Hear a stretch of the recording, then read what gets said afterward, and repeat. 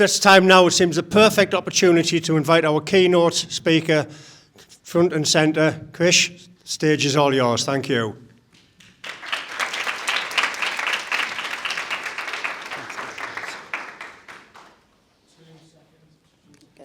Good morning, everyone.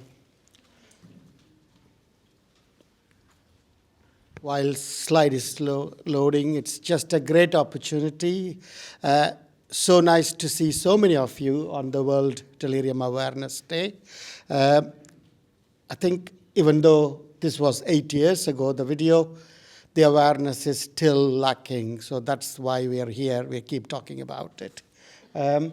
So I thought I'll try to make it a little bit simple rather than a big academic discussion. Every time, wherever I go, people ask, what's all the fuss about it? And then why are we bothering with delirium? Why this bloody Krish? Keep on talking about it. Sorry for my profanity. I think the difficulty is delirium is being coded as everybody's business. Yeah? So people talk about it. Delirium is common, delirium is risky, delirium is everybody's business.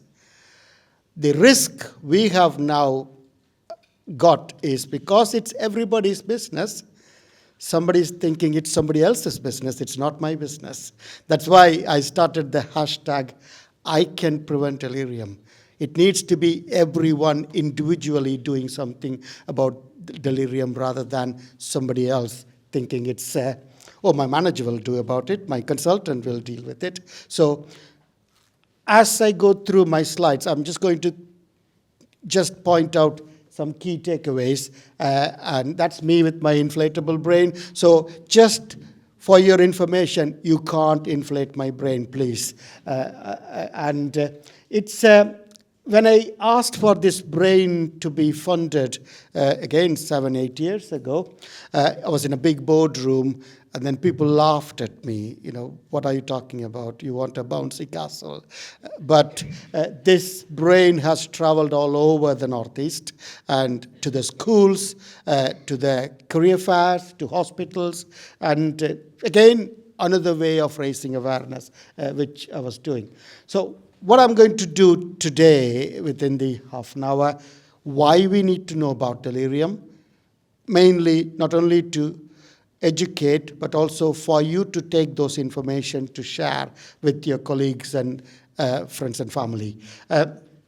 Key steps to prevent. And if you are expecting a big, hardcore, evidence-based research, randomized controlled trial, you're not going to get any of that. It's going to be simple, compassionate care, including dancing and singing, making people comfortable. That's the important thing that we're going to talk about. So this was an Australian newspaper. So delirium now and again hits the headlines, and they talk about delirium is costing lives and billions of dollars. Have they done anything about it? No. So let's start with the basic. What is delirium? Delirium is a condition which is an acute onset of group of symptoms. It has 3 components to it. 1 is attention, 2 is awareness, and 3rd is cognition. So people with experience with dementia will understand all of this, but consider this that's happening in a matter of days rather than months or years. That's what we are talking about. And that's why sometimes delirium can be misdiagnosed and miscoded as dementia, and vice versa. There is normally an underlying cause when there is a delirium. So the statistics, I know Anna has already given some data, Ahmed talked about it as well. The key things to forget the numbers. The key takeaway for you is delirium is bad news, delirium is dangerous, and delirium is costly. So costly for the hospitals, costly for the care homes, costly for the community, costly for NHS, costly for the families. So in American statistics, they said the national cost of caring for delirium could reach up to $152 billion. That was 8-9 years ago, statistics. And Anna mentioned 13,000 pounds more per day for delirium care compared to somebody without delirium. Again, that's about 7 or 8 years ago data. With all the costs going up, like I was trying to get a breakfast in a motorway service, that cost me 10 pounds. So probably we have to double or triple the cost of delirium. So it is costly and it is dangerous. And then when there is a coexisting dementia, it's even more tricky. So they say up to 8-fold increase in development of dementia in 2 years. I will come on to that a little bit. So we've got a lot of people who work with patients with dementia or caring for somebody with dementia or people suffering with dementia. The main things are delirium is not a good accompaniment to dementia. So that's something we all need to work on. And why do we need to know about delirium, which the theme of the topic? This is again a Northeast paper, Sarah Richardson from Newcastle. She did a study for a year called DECIDE study. So where she says, longer the duration of delirium, severe the delirium is, or more frequent people get delirium, they are going to develop dementia. So delirium could be a potentially modifiable risk factor for dementia. So if people are slightly younger and they are starting to experience delirium, catching them early, preventing it early might prolong their kind of triggering of a neurodegeneration. So there are multiple causes for prevention of dementia. People talk about cholesterol, people talk about stroke, lipids, visual impairment, hearing impairment. But still, even in that big league table, delirium has not reached that, so which is really important. And delirium burden. So here we are in 2025, and I've been working on delirium for nearly a decade. So from 1980 to 2019, the delirium occurrence hasn't changed.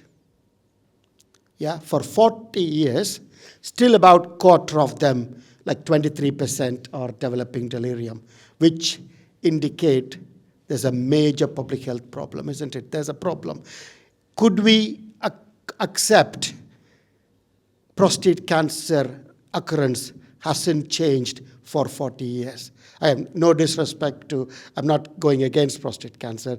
Could we accept heart attack occurrence or management hasn't changed for 40 years as an acceptable thing? But we are still accepting delirium occurrence hasn't changed for 40 years. It was by Daniel Davis from London. So clearly, we all have a role to play to prevent delirium. So I think Anna mentioned about vulnerability. So another important one for you to take away, the first one I said, delirium is costly and delirium is dangerous. The second one for you to take away today is about the vulnerability and also the precipitant. So we are dealing with older, frailer, cognitively compromised individuals. So if you think of like a fit young adult who goes on a motorcycle ride and has a little crash and broken couple of bones, punctured the lung, end up in A&E, gets a delirium, they will recover in 2 weeks. They will completely recover in 2 weeks from their delirium. Yeah, people who have like football accidents, people who go in for a appendectomy might have a 6 hours of delirium. Yeah, and when I had COVID, I was delirious. I could see that I didn't know what I was doing, but second day I could recall everything. So it can happen for everyone. Other important point is delirium can happen from an infant to a 100-year-old. So, but younger the person, fitter the person with less clinical comorbidity, you need a massive trigger for them to develop delirium. Something like meningitis, something like encephalitis, or a big septicemia, multi-vehicle accident, that kind of injury. Whereas, if you think of older adults, so on the other side, I've put vulnerability, polypharmacy. There's a pharmacist here. So polypharmacy is one of the major risk factor for delirium.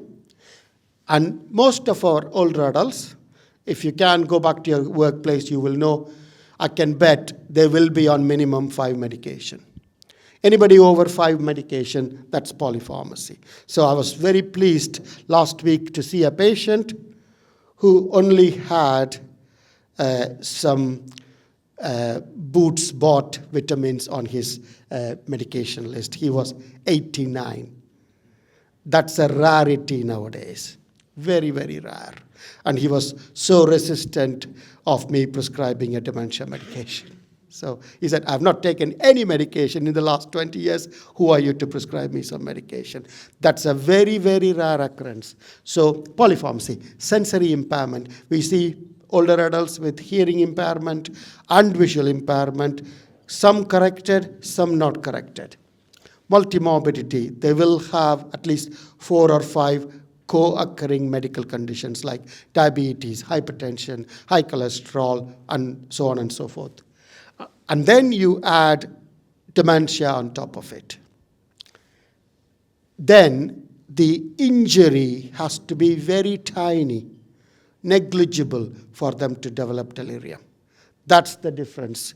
So think this way, young, fit, very healthy person, they need to be crashed by a lorry or something like that for them to get a delirium. Sorry for being very graphic. Whereas an older adult with all those risk factors, I can give you a couple of examples. Just taking them from a care home into A&E is enough to trigger them delirium, even though they may not have any underlying cause. So recently I had a lived experience of one of my friends going into hospital. I took him to A&E. I was there until 4 a.m. I came back next day to visit him. Already he has moved 3 places. Yeah? And I mentioned about flow. And then I asked the junior doctor, I pulled a rank a bit. I said, I'm a consultant. Why this guy is moved? He said, I'm sorry, doctor. It's beyond my control. It's the flow manager who does that. So they've got flow managers, which is anti-delirium, I would say. I'm sorry. But that's the fact. So multiple movements, catheter, just getting an indwelling catheter is enough to trigger delirium. They may not have water infection. They may not have chest infection. Just sticking a catheter is enough to trigger delirium. Yeah? And I'll always I'll put hypnotic tablet. So I had a patient, people who have heard this story, forgive me, but it's a very important story that has a very good lesson. I had a patient 7 or 8 years ago, 94-year-old lady. She used to live in Harrogate. The daughter lived in Stockton. So the daughter moved her to live nearby in one of the care homes. The care home this lady moved into was connected to a particular GP surgery. I'm not here to name and shame. And they have a policy that they won't give Z drugs. That's all the diazepams and all those sedatives. So it didn't even reach the doctor. Even admin level, they just cut the medication. They stopped. She was on 3.75 milligrams of Zopiclone, which is like a mosquito dose for nighttime sedation, and which she has been on over 17 years. And then they just stopped it. They just stopped it because she moved. This lady had one of the horrendous delirium I have seen in those years. And I was called to section her to a psychiatric hospital. And then, like anyone, I was thinking, she's delirious, what's the underlying cause? They said, we have dipped the urine, all the bloods are normal, x-ray is normal, been to A&E, everything is fine. And then I was just looking at the medication, what's happening to the Zopiclone? Our GP surgeries don't prescribe. So just a hypnotic just sent her on a downward spiral. And she had a delirium for over 12 weeks. I used to see her every couple of weeks. And she was one of those unfortunate ones who never recovered and went on to develop dementia.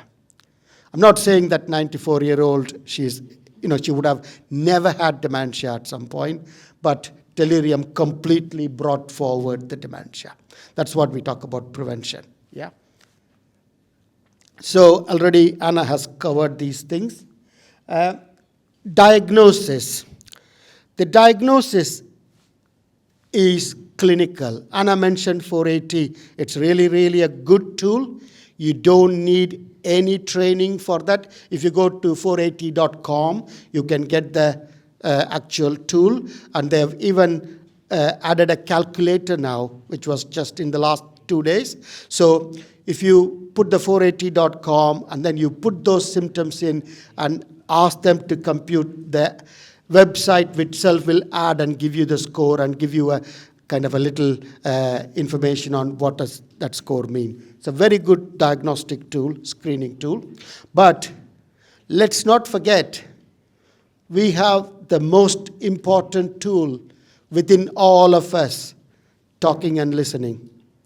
That is something commonly not done nowadays, because it's the flow managers who are dealing with patients. Nobody is sitting with the patient or a relative to ask, what happened to your dad? How did it happen? When did it happen? So that's why we developed the post. You don't need big, high-quality PhD question. Is your dad different from how he was 2 weeks ago? That's all we're going to ask. That's the single question in delirium called SQUID. So one of our colleagues walked around the wards in a squid costume. So we've been doing everything.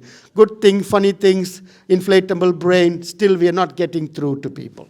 So asking that question will give you important information that will trigger further diagnostic kind of pathway. So, and the other thing is, like I'm sure you all have been, when I go into like a ward, you ask them and say, oh, I'm new to the shift. I don't know about this patient.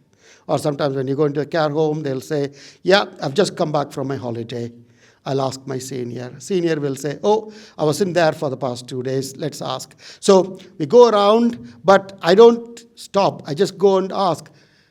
A dinner lady might tell you, yeah, he used to be enjoying his Friday fish and chips. He has not been. He's off it for the past 2 weeks. That's enough. That's delirium. If somebody is not taking their chips, which they normally enjoy, that's abnormal. Yeah. So that's the way I talk about delirium superimposed dementia is something very difficult to diagnose, people say. So people will be quite confused. People will be disoriented. They may be in a care home for 2 to 3 years. A sudden change, that's what you're looking for, hyper or hypo. And suddenly they are not talking because they constantly irritate and interrupt and everything. And then for the past 3 days, oh, they're quiet. So see it as a problem rather than, oh my God, thank God that person is quiet. That's not good. Like in the wards, when people say, oh, that Molly, she's not a pick of bother, that's the Molly who probably has got a hypoactive delirium. So it is about anything that's not normal. It's delirium. So another tip for you. Anything that causes drowsiness, not leading to coma, anything before coma, any drowsiness until proven otherwise, call it delirium. Same way, any hyperactive behavior until proven otherwise, which is not their normal self, call it a delirium. By calling delirium a delirium, you're not going to be wrong at all. If somebody says, it's Dr. Krishnan said it, just quote me. So, hypoactive and hyperactive delirium, we know, but there is a mixed delirium. This is where sometimes we get into difficulties. Mixed delirium is people go into hyperactive and then go into hypoactive. Why it's important is sometimes, again, in wards, care homes, and community, people will ring and say this person is really disruptive, causing harm to our staff and other patients, which is, I'm not denying the fact that every patient will do exactly like a textbook. So when you have that, the common kind of action will be, as a doctor or a GP, they'll provide some medication, like commonly it's an antipsychotic medication, like haloperidol, which is a swear word in my dictionary. But if they give that medication, you think that they have calmed themselves down. But there are some patients who go hyper and hypo. So probably they have gone into hypo, and then in a matter of hours or days, they might go hyper again. And then you think, oh, the tablet only worked for 6 hours. Let's get some more. So what we do, rather than if you have given the tablet or not, that patient would have fluctuated, but we are adding more and more tablet. And another important thing that happens with medications like haloperidol, it causes a side effect called akathisia. So another takeaway point for you, you all need to Google akathisia and read about it. Because akathisia is an inherent feeling of restlessness. Imagine you are in a wedding or a funeral and you had to go to toilet. How uncomfortable you will feel. That's how it feels, the akathisia. Yeah, so it is really important, and the patients get so restless. They'll sit up, stand up, they'll walk around. That's not because they're agitated due to delirium. They are agitated, they've got akathisia due to haloperidol. So be mindful of that. So the diagnosis is always clinical. No screen is a diagnostic one. We need to take good history. And especially in elderly population with dementia, sometimes some of the scales are not very helpful. The main things with regard to management is early detection, which we keep on harping on about it. And I will be talking a lot. It's not that I have forgotten and I'm repeating myself, just to get the point across. Non-pharmacological management, that is no medication management, is the key in managing delirium. But don't get me wrong, there are some patients who will need tablet medication, but very careful consideration for that.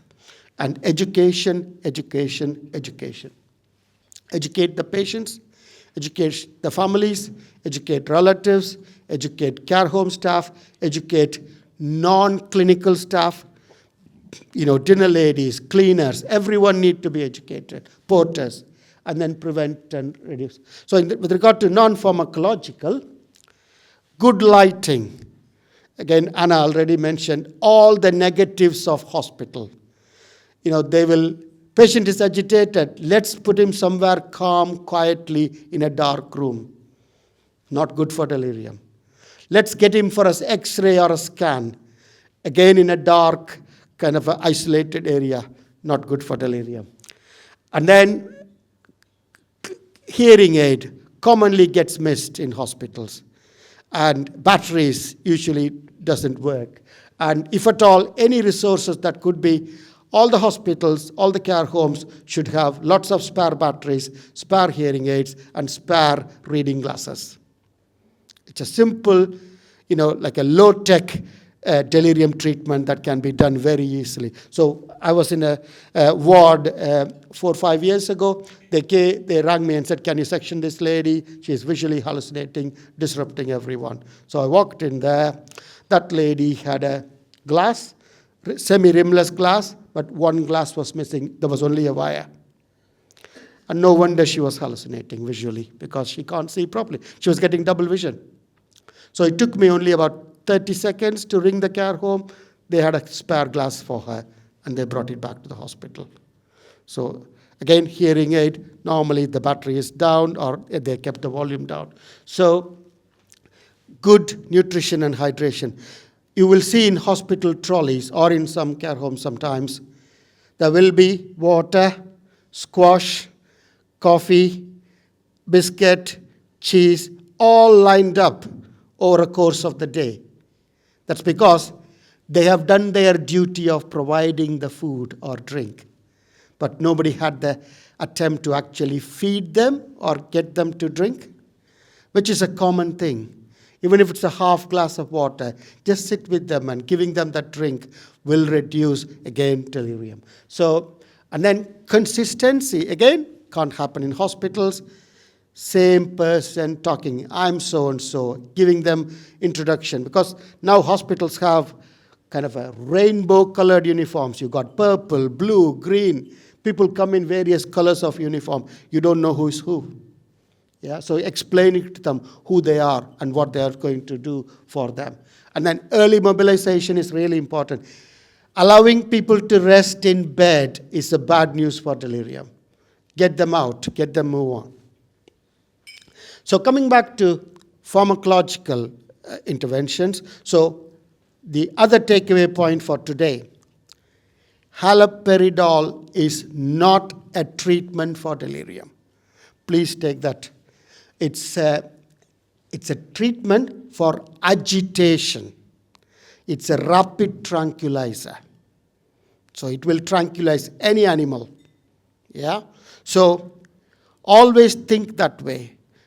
Because once upon a time in NICE, which Anna alluded to, they mentioned as a part of treatment, haloperidol could be given. They have changed it from 2013, I think, to agitation. So people still forget. Junior doctors, senior nurses, consultants tell me, Krish, why are you telling us? NICE tells us we can give haloperidol. No, NICE tells you to give haloperidol for severe agitation. So by all means, if you do need to tranquilize the patient to protect the patient, please do give. But don't call it as treatment for delirium. So always think of a risk, think of a need, think of side effects. I talked about akathisia. They can cause sudden cardiac death due to ECG changes. So it's a bad drug, haloperidol. And then think of a chemical restraint. If you think that patient needs to be tied up in their bed or a chair, some patients might be. If you think that's a must, consider medication rather than the other way. So there is no evidence-based medication treatment for delirium as of 12th of March 2025. Yeah, as of today. So the medications that are generally researched are anti-agitation tablet for agitation. And there is no medication for hypoactive delirium, because the reason why I keep on repeating it is people hear haloperidol, and if, like little Molly, quietly delirious on the corner, some busybody comes and says, oh, there's delirium, let's give her some haloperidol. Imagine a drowsy lady, you give some more haloperidol, she's going to fall and break her hip. Yeah? So there's no evidence-based treatment for delirium as of today. The key for managing delirium, raising awareness, which is what we are doing today, developing skills of non-pharmacological. You can see, I will leave the poster until the end of today. We developed this delirium wheel, how to detect and prevent delirium. This was co-created with Teesside, multiple care home managers. There may be some who attended our workshop. We did 2 workshops, and with carers, patients, and social services, we developed the wheel, tried to look at what could be done non-pharmacologically to prevent delirium. That's important. So that develop those skills. And then, again, another thing is about delirium knowledge, which we talked about. Delirium is costly, delirium is dangerous, delirium can cause dementia. Then one of the videos already you have kindly screened. We also have another video for delirium superimposed dementia. Maria, I'll share the slides.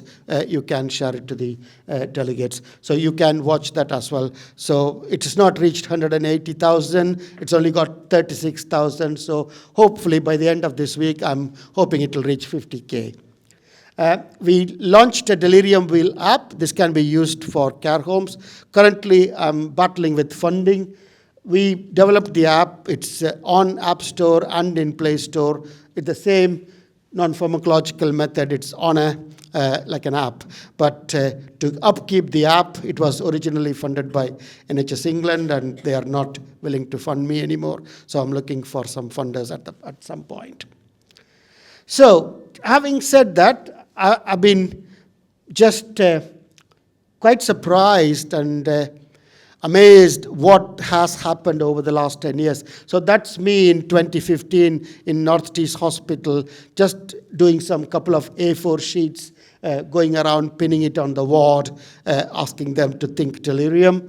And one of my registrars who is there, she was heavily pregnant with twins. I've got permissions to talk about her.